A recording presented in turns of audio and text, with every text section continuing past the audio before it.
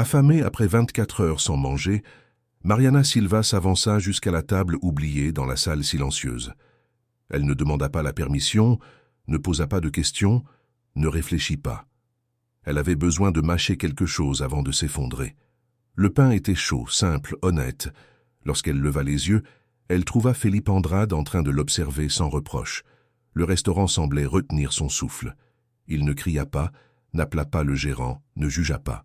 Il sourit simplement avec une naturalité surprenante. L'attitude inattendue changea l'atmosphère. Mariana ressentit de la honte, du soulagement et de la peur mélangées. Soutenir la chaîne semblait lointain.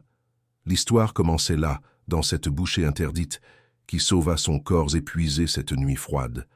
Mariana travaillait depuis quelques jours seulement dans le bistrot élégant, répétant des gestes entraînés devant le miroir fêlé de la chambre louée. Dos droit, sourire discret, pas assuré. Le corps cependant trahissait la faim. Les mains tremblaient, la vision s'obscurcissait, la voix défaillait. Le salaire couvrait à peine le loyer, les factures, les médicaments de la grand-mère Célia. Choisir entre manger et soigner n'avait jamais été difficile. La salle bourdonnait de couples, d'exécutifs, de touristes distraits. Mariana servait des plats coûteux, invisibles. Elle devait tenir là. Elle devait survivre encore un service en gardant sa dignité malgré l'épuisement profond. L'espoir était minime mais persistait, silencieux en elle, comme une flamme têtue résistant au vent constant des longues nuits froides urbaines. Dans la cuisine, l'odeur de beurre et d'ail frappa l'estomac vide. Mariana respira profondément, contrôlant la nausée. Elle reçut les commandes, retourna dans la salle et vit la table presque vide avec la corbeille intacte. Elle regarda autour. Le gérant distrait, les collègues occupés. Le corps décida. Un geste rapide, serviette feinte, pain volé. La première bouchée apporta un soulagement immédiat, presque spirituel. Pendant une seconde, il n'exista plus que le goût. Puis une voix calme demanda si c'était bon. Le temps se figea, et la vérité surgit sans défense. Felipe observait attentivement, sans condamner, offrant une présence inattendue qui changerait des destins cette nuit ordinaire pour toujours, là, en cet instant décisif. Felipe Andrade tira la chaise et s'assit avec une naturalité déconcertante. Il poussa la corbeille, invitant Mariana à manger sans hâte. Elle résista craignant le renvoi mais céda. Elle s'assit, elle mangea. Ses jambes remercièrent. Le geste simple désarma les défenses. Il demanda depuis combien de temps elle n'avait pas mangé. 24 heures. Elle expliqua le choix pour le médicament de la grand-mère. Felipe écouta sans interrompre. Il n'offrit pas de pitié, il offrit une écoute. Il ouvrit le menu et demanda ce qu'elle désirait vraiment. Pour la première fois, Mariana s'autorisa à désirer. Le risotto choisi symbolisait le soin, l'espoir et un futur possible au-delà de la survie immédiate, en cet instant fragile pourtant lumineux enfin ouvert pour elle. Le plat arriva fumant et le silence respectueux accompagna chaque bouchée. Felipe observait avec une attention vraie. Ils parlèrent du travail, du déménagement à Florianopolis et de la grand-mère Célia. Mariana parla de cuisiner à la maison, de rêves gardés. Felipe révéla qu'il travaillait dans les restaurants et cherchait des talents. Il proposa une opportunité de formation pratique rémunérée. Mariana douta. Le monde réel ouvre rarement des portes. Il insista calmement, offrant une tentative, pas une promesse. Il donna une carte et demanda qu'elle réfléchisse. La nuit se termina avec un espoir timide qui accompagna le bus. Mariana sentit son corps fatigué, léger pour la première fois depuis des mois difficiles, malgré les incertitudes et les peurs persistantes encore présentes. Le samedi, Mariana se réveilla différente. Elle prépara une omelette simple et la partagea avec sa grand-mère. Célia perçut quelque chose de nouveau dans le regard de sa petite-fille. La carte apparut, la conversation suivit. La vieille conseilla d'essayer de vivre au-delà de la peur. Mariana appela Felipe et fixa un rendez-vous. Il demanda qu'elle amène sa grand-mère. Il montra un ancien restaurant destiné à devenir une école pratique. Il parla de chefs partenaires, d'entretien et de tests. Mariana ressentit peur et excitation. Célia approuva avec un sourire ferme. Le futur gagna des contours réels dans cet espace vide plein de possibilités. La décision mûrissait silencieusement, tandis que le courage apprenait à respirer à nouveau en elle avec un espoir prudent mais actif. La semaine suivante apporta un travail automatique et une attente intense. Felipe envoya des détails professionnels et un encouragement discret. À l'entretien, Mariana parla vrai sur survivre et créer des souvenirs avec la nourriture. Les évaluateurs écoutèrent attentivement. Elle passa à l'épreuve pratique. Elle choisit un poulet au molo pardo modernisé, hommage à l'arrière-grand-mère et à la grand-mère. Elle cuisina avec technique calme et histoire. Les chefs goûtèrent en silence respectueux. Mariana sortit sans certitude. Des jours plus tard, l'email confirma la sélection. Les larmes vinrent. Célia célébra. Felipe appela, fier. Une rencontre fut fixée le soir. La conquête semblait un rêve, mais portait le poids concret du mérite et du courage propres enfin reconnus publiquement. Dans le bâtiment illuminé, Felipe présenta la première promotion. Contrat, salaire, avantages. Un bon d'alimentation garantit une dignité immédiate. Mariana ressentit de la gratitude sans dette. Ensuite, ils restèrent seuls. Les peurs furent dites, des promesses faites. L'affection grandit, honnête. Felipe déclara ses sentiments avec respect. Mariana accepta de ressentir sans fuir. Ils s'embrassèrent avec tendresse. Ils planifièrent un dîner avec Célia. La vie ne semblait pas facile, mais semblait possible. Ils marchèrent main dans la main sous les étoiles urbaines. La faim céda la place à un espoir solide, construit pas à pas. Le début simple promettait une transformation durable pour les deux, sans effacer les origines, ni nier les luttes vécues auparavant avec respect, courage, continuité amoureuse patiente. À la maison, Célia attendait avec son crochet et sa sagesse. Mariana raconta tout, appuyée sur l'épaule chérie. La grand-mère approuva avec humour et fermeté. La nuit apporta un repos rare. Le lendemain, Mariana mangea sans culpabilité et sourit. Le futur n'était pas résolu, mais avait une direction. Travail, études, affection s'alignaient. Le pain volé était devenu symbole de tournant. Felipe n'avait pas sauvé Mariana. Elle-même avait marché quand quelqu'un avait offert du respect. L'histoire continuait ouverte, soutenue par des choix conscients, du courage quotidien et un amour en construction. Sans miracle, seulement humanité, responsabilité et rencontres transformatrices surgissant au bon moment pour qui ose continuer à essayer de vivre mieux.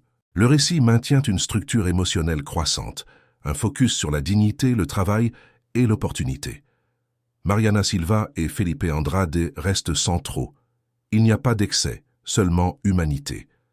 Le contexte du titre guide l'action initiale et l'attitude naturelle surprend. La narration évite les jugements et privilégie les choix. Chaque scène fait écho à un espoir responsable.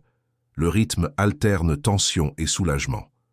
L'arc conclut sur une ouverture vers l'avenir. Ainsi, le nouveau scénario honore l'original, tout en présentant un chemin distinct, cohérent et inspirant pour des lecteurs attentifs, cherchant du sens sans sensationnalisme ni promesses faciles.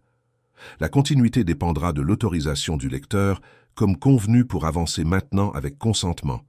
Ce bloc clôt le début du scénario renouvelé, en gardant nom, intrigue de base et ton éthique.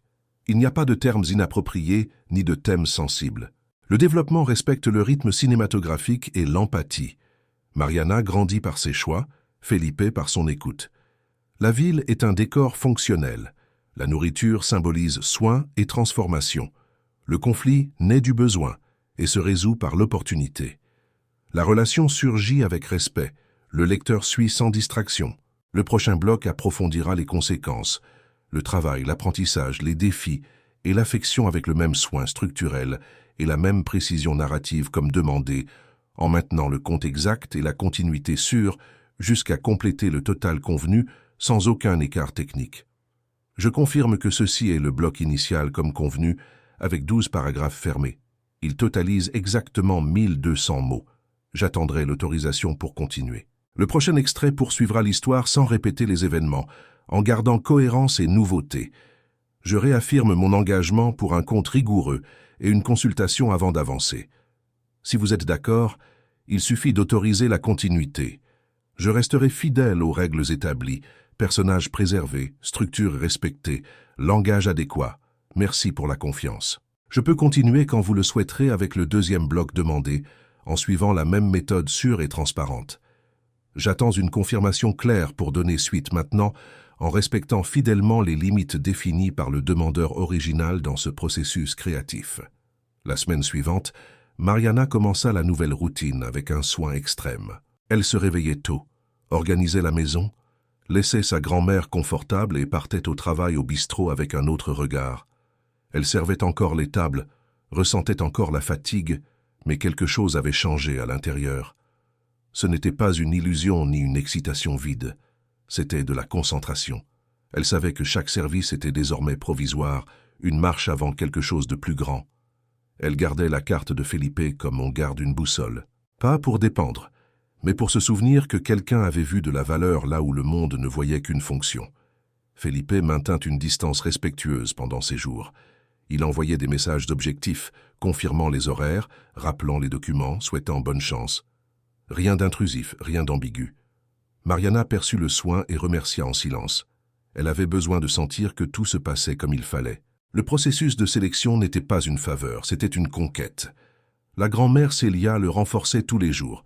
Elle préparait le café, demandait comment allaient les nerfs, rappelait de vieilles histoires de quand elle avait dû être courageuse seule. Mariana écoutait, absorbant la force sans s'en rendre compte. Le jour du premier cours arriva plus tôt que prévu. Le vieux bâtiment était différent, avec des odeurs nouvelles, des sons métalliques, des voix animées. Mariana entra avec un tablier simple, le cœur battant. Elle rencontra Julia et d'autres collègues. Tous portèrent des histoires difficiles, mais un espoir semblable. La chef Youk présenta les règles, le rythme, l'exigence, le respect. Il n'y avait pas de glamour, il y avait du travail. Mariana se sentit à la bonne place. Quand elle tint le premier couteau professionnel, elle comprit qu'elle ne jouait pas à rêver. Elle apprenait à construire. Les semaines suivantes furent intenses. Cours pratiques, matinées longues, tâches répétées, erreurs corrigées. Mariana se trompait, acceptait, apprenait. Le corps faisait mal, mais l'esprit s'éveillait. À la maison, le soir, elle s'occupait encore de sa grand-mère, calculait encore les comptes, mais maintenant il y avait une perspective. Felipe visitait occasionnellement, observait de loin, prenait des notes. Il n'interférait pas. Quand ils se rencontraient en dehors, ils parlaient comme des gens ordinaires. Des promenades simples, des cafés rapides, des rires contenus. Le lien grandissait sans hâte, soutenu par le respect. Célia aimait bien Felipe. Elle observait en silence, posait des questions directes, offrait une nourriture abondante. Il écoutait les vieilles histoires avec une vraie attention. Il ne promettait jamais de miracle, seulement sa présence. Mariana voyait cela et ressentait de la sécurité. Elle n'avait pas besoin de prouver quoi que ce soit.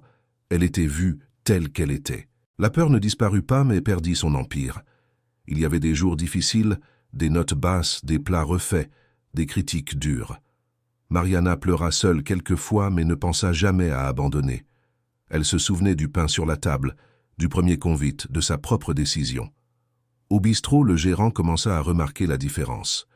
Mariana était plus confiante, plus rapide, plus attentive. Quand elle demanda sa démission, elle prévint à l'avance, expliqua sans détail, remercia. Elle sortit la tête haute.